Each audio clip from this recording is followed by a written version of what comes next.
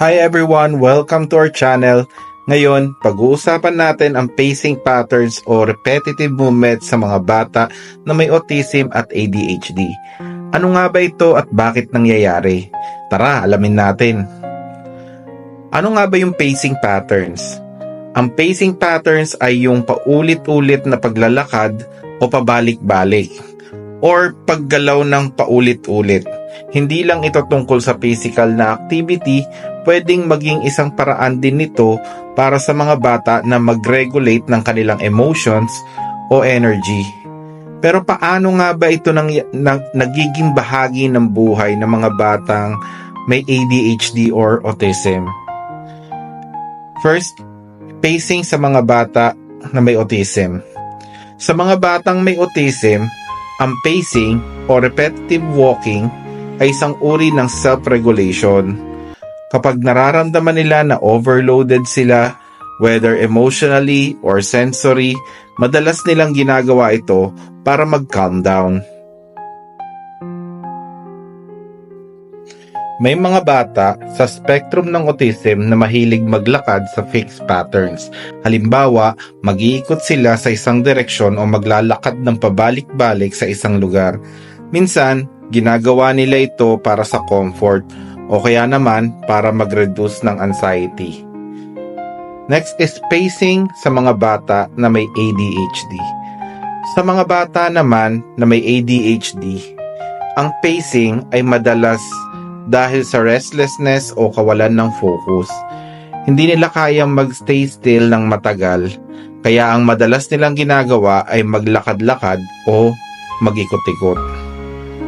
Ang pacing sa ADHD ay hindi kasing repetitive gaya ng sa autism. Minsan, bigla na lang magbabago ang direksyon o maglalakad ng walang clear na pattern. Ito ay natural na paraan para mailabas nila yung energy o maibsan yung kanilang mga boredom. Ano ang iba pang repetitive movements? Hindi lang pacing ang isang uri ng repetitive movement na makikita natin sa mga bata na may autism at ADHD. Pwede rin nilang gawin ang mga bagay tulad ng hand flopping, rocking, or tiptoe walking. Mga behaviors na karaniwan sa mga may autism makikita. Pero pwedeng makita rin sa mga batang may ADHD kapag sila'y nakakaramdam ng sobrang excitement or anxiety. These movements can help them cope with their sensory overload or just calm themselves down. Kaya it's important na maintindihan natin ang context ng bawat bata. Bawat isa kasi may unique na paraan ng pagmamanage ng emotions at stress. Paano matutulungan ang mga bata? Paano natin matutulungan ang mga batang may autism at ADHD? First, understanding is the key.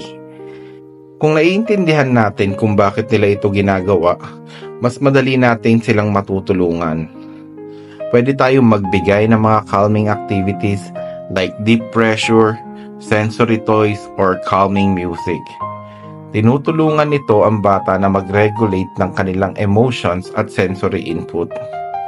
So to summarize, pacing at repetitive movements ay normal na behavior sa mga bata na may autism at ADHD. Nagiging coping mechanism lang ito para mag-handle ng anxiety, sensory overload, o yung excess energy. Huwag kalimutan na mahalaga ang suporta at pag-unawa mula sa ating mga caregivers at parents and teachers para matulungan ang mga bata. Kung may mga tanong kayo o nais idagdag, comment down below. Don't forget to like and subscribe para sa more helpful tips. Thank you for watching.